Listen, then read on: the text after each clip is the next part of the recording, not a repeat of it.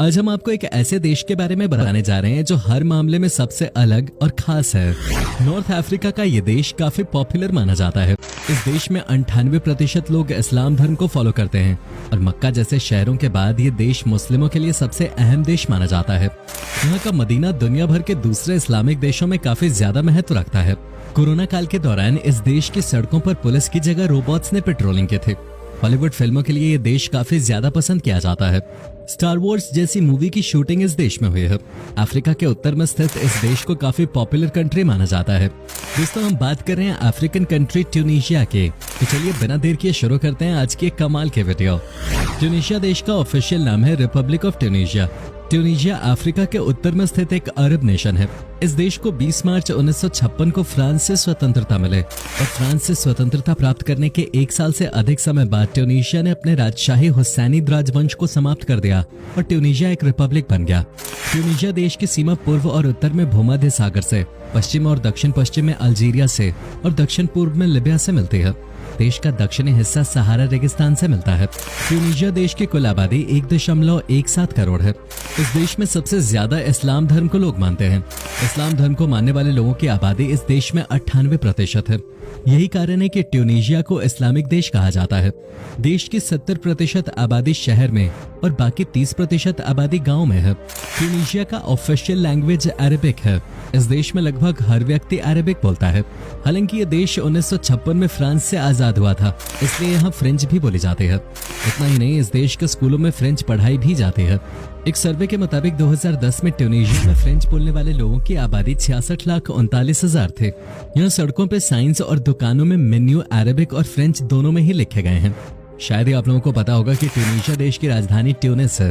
ये शहर पूरे अफ्रीका में काफी लोकप्रिय है क्योंकि इस शहर में ट्यूनीशिया के इतिहास से जुड़ी हर वो चीज है जो इस देश और शहर को खास बनाते हैं। यहाँ कई इमारतें ऐसी हैं जो प्राचीन काल की हैं। ट्यूनीशिया देश की महिलाओं का काफी ज्यादा सम्मान किया जाता है। यहाँ महिलाओं के लिए खास कानून बनाए गए हैं। इस देश में पुरुषों का एक से ज्यादा महिलाओं के साथ शादी करना सबसे बड़ा अपराध माना जाता है। इतना ही नहीं, ट्यूनीशिया में लोग अरेंज मैरिज के भी खिलाफ हैं क्योंकि उन्हें लगता है कि पहले से जान पहचान होने से शादी निभाना आसान हो जाता है। दोस्तों, इस्लामिक देश होने के बावजूद ट्यूनीशिया की महिलाएं बुर्का पहनना पसंद नहीं करती। साथ ही इस देश में ऐसा कोई कानून भी नहीं है। साथ ही दोस्तों, साल 2017 में 99% मुस्लिम आबादी वाले देश ट्यूनीशिया ने अपने एक पुराने कानून को खत्म कर दिया था। अभी तक ऐसा नियम था कि अगर कोई गैर मुस्लिम युवक यहाँ की मुस्लिम महिला से शादी करना चाहे तो पहले उसे इस्लाम कबूल करना पड़ता था। इसके बाद उसे अपने धर्म परिवर्तन का प्रमाण पत्र सबूत के तौर पे भी देना होता था। लेकिन अब ऐसा नहीं है।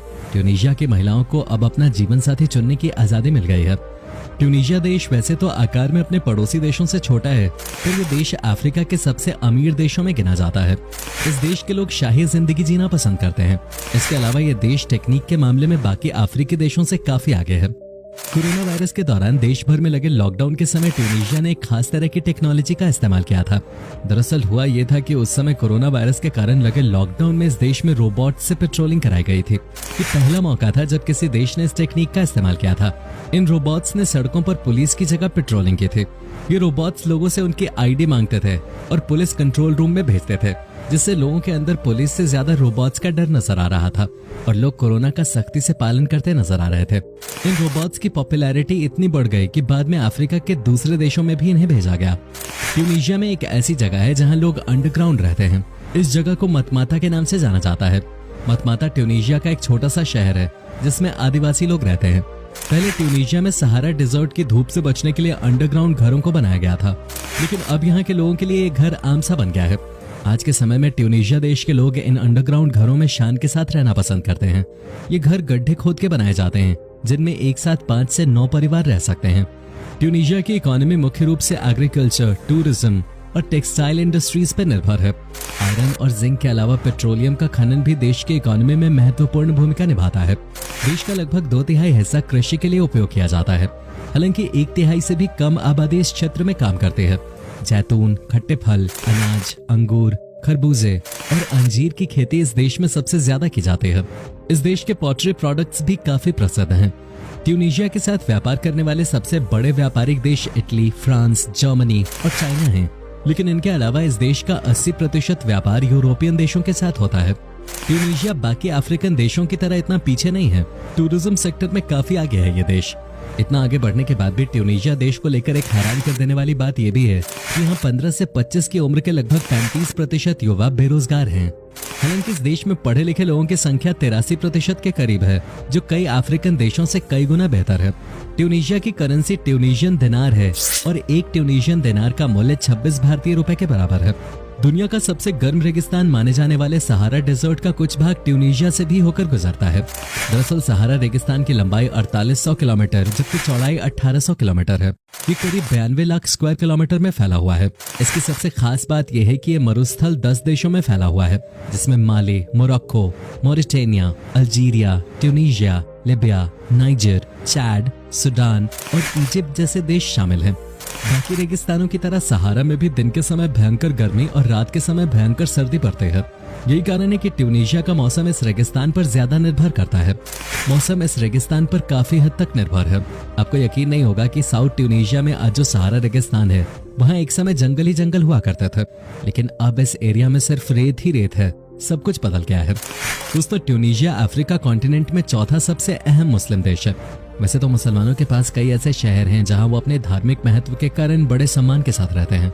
मुस्लिम समुदाय के लिए सबसे अहम शहर सऊदी अरब का मक्का है, लेकिन मक्का, मदीना और जेरूसलम के बाद ट्यूनीशिया का कायरोना इस्लामिक दुनिया का चौथा सबसे महत्वपूर्ण शहर है। इस शहर की स्थापना 670 ईस्वी में उकबा इब्न नफी ने की थी।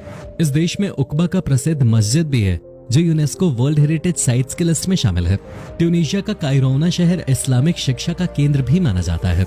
ट्यूनीशिया का मदीना इस्लाम को मानने वाले लोगों के लिए काफी खास माना जाता है, क्योंकि इस मदीने में 700 से ज्यादा हिस्टोरिक मॉन्यूमेंट्स हैं। यह मदीना अपनी ऐतिहासिक वास्तुकला और कई नायाब चीजों के लिए प्रसिद्ध है। सऊदी अरब के मक्का मदीना के बाद ट्यूनीशिया का यह मदीना इस्लामिक देशों के लिए काफी महत्व रखता है। यहाँ मस्जिदों, मदरसों, महलों, मकबरों और फव्वारों सहित 700 ऐसे स्मारक हैं जो मदीना को खास बनाते हैं। यही कारण है कि ट्यूनीशिया के मदीना को यूनेस्को वर्ल्ड हेरिटेज साइट्स की लिस्ट में भी शामिल किया गया है। मदीना ट्यूनीशिया की राजधानी शहर ट्यूनिस में है। इस शहर को कभी इस्लामिक दुनिया के सबसे महान और सबसे धनी शहरों में से एक माना जाता था। फिलहाल आज ये शहर इस मदीने की वजह से पूरे विश्व में पॉपुलर है। इसके अलावा दोस्तों, ट्यूनीशिया अफ्रीका की तीसरी ऐसी कंट्री है जहाँ यूनेस्को की सबसे ज्यादा वर्ल्ड हेरिटेज साइट्स हैं। ट्यूनीशिया के अलावा साउथ अफ्रीका में यूनेस्को की 10 और मोरक्को में 9 वर्ल्ड हेरिटेज साइट्स मौजूद हैं। इस देश का नेशनल एनिमल है ड्रोमेडरी। दिखने में ड्रोमेडरी ऊंट की तरह होता है। इस देश के लोग ड्रोमेडरी को अपने घरों में पालना भी पसंद करते हैं। हजारों सालों से उत्तरी अफ्रीका और एशिया के लोगों के बीच ऊंट की ये प्रजाति काफी लोकप्रिय है। ट्यूनीशिया को हॉलीवुड मूवीज की सबसे पसंदीदा जगहों में से एक माना जाता है। यहाँ फिल्मों की शूटिंग के लिए सबसे बेहतरीन लोकेशंस हैं। और इतना ही नहीं, इस देश में कई बड़ी हॉलीवुड फिल्म्स की शूटिंग भी हो चुकी है। और तो और इसमें स्टार वॉर्स मूवी का भी नाम शामिल है। हॉलीवुड की सबसे प्रसिद्ध फिल्मों में से एक स्टार वॉर्स की आधे से ज्यादा शूटिंग इसी देश में हुई थी। ट्यूनीशिया देश के लोग खाने के काफी शौकीन हैं।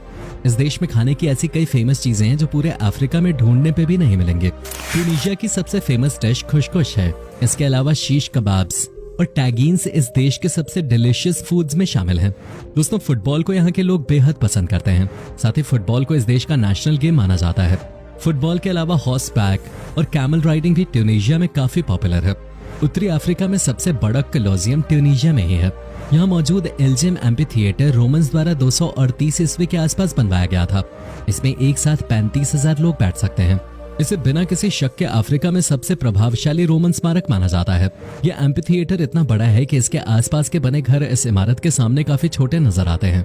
इसके अलावा दोस्तों, ट्यूनीशिया का बार्डो म्यूजियम इस देश का सबसे प्रसिद्ध म्यूजियम है। इस नेशनल म्यूजियम की खासियत यह है कि यह मेडिटेरेनियन रीजन यानी भूमध्य सागरीय क्षेत्र में सबसे बड़े और अहम म्यूजियम्स में से एक है। यहाँ कई ऐसी शाही चीजें हैं जो आपको कहीं और देखने को नहीं मिलेंगे। आपको जानकर हैरानी होगी कि यह म्यूजियम दूसरा ऐसा म्यूजियम है जहाँ इजिप्शियन म्यूजियम ऑफ कायरो के बाद सबसे महंगी चीजें मौजूद हैं। ट्यूनीशिया का कल्चर पश्चिमी कल्चर से थोड़ा अलग है। वेस्टर्न कंट्रीज में जहाँ काला रंग शोक का प्रतीक होता है, तो वहीं साउथ अफ्रीका, घाना और ट्यूनीशिया जैसे देशों में लाल रंग शोक का प्रतीक है। इस देश के लोग किसी भी फ्यूनरल में जाते समय लाल रंग के ही कपड़े पहन के जाते हैं। माउंट जेबेल ए चंबी ट्यूनीशिया का सबसे ऊंचा पर्वत है। इस पहाड़ की ऊंचाई लगभग 5066 फीट है। ये पहाड़ कैसरियन में है, जो ट्यूनीशिया के नेशनल पार्क का भी हिस्सा है। हालांकि अब दुर्भाग्य से ये खूबसूरत पहाड़ आतंकियों का ठिकाना बन गया है। यहाँ आए दिन ट्यूनीशिया के मिलिट्री और आतंकियों के बीच गोलाबारी होती रहती है। इसके अलावा इस देश में कुल 17 नेशनल पार्क हैं, जिसमें एचक्यूल नेशनल पार्क पूरे विश्व में प्रसिद्ध है। इस नेशनल पार्क में पशुओं और जानवरों की कई अनोखी प्रजातियां देखने को मिल जाएंगे, लेकिन इस पार्क में सबसे खास बात यह है कि यहाँ 3 लाख बत्तख और ऊंट की प्रजातियां हैं।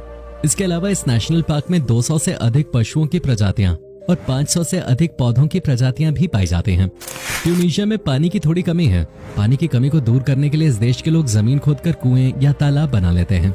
यहाँ हालात ऐसे हैं कि यहाँ करीब 20,000 गैर कानूनी तालाब मौजूद हैं। ट्यूनीशिया देश की राजधानी ट्यूनिस में ट्रैवलिंग के लिए ट्यूब सर्विस का विकल्प मौजूद है। हालांकि ट्यूनीशिया के दूसरे क्षेत्रों में लोग ज्यादातर यात्रा के लिए बस और ट्रेन का ही इस्तेमाल करते हैं, लेकिन ट्यूनिस के लोगों के बीच ट्यूब सर्विस सबसे ज्यादा पॉपुलर है। 63 साल की बोर्डेन ट्यूनीशिया की पहली महिला प्रधानमंत्री थी। ट्यूनीशिया के प्रधानमंत्री के तौर पर नजला बोर्डेन की नियुक्ति एक महत्वपूर्ण दौर में हुई थी। आर्थिक स्तर पर ट्यूनीशिया का प्रदर्शन पिछले कुछ सालों में काफी खराब रहा, जिस वजह से ट्यूनीशिया के प्रधानमंत्री के तौर पर नजला बोर्डेन को चुना गया। तो दोस्तों, ये था अफ्रीका कॉन्टिनेंट का सबसे अलग और अनोखा देश ट्यूनीशिया। उम्मीद करता हूँ कि आपको हमारा ये एपिसोड पसंद आया होगा। नीचे कमेंट करके जरूर बताएं कि आज के वीडियो में आपको ट्यूनीशिया की कौन सी बात सबसे ज्यादा अच्छी लगी। क्या आप कभी गए हो ट्यूनीशिया?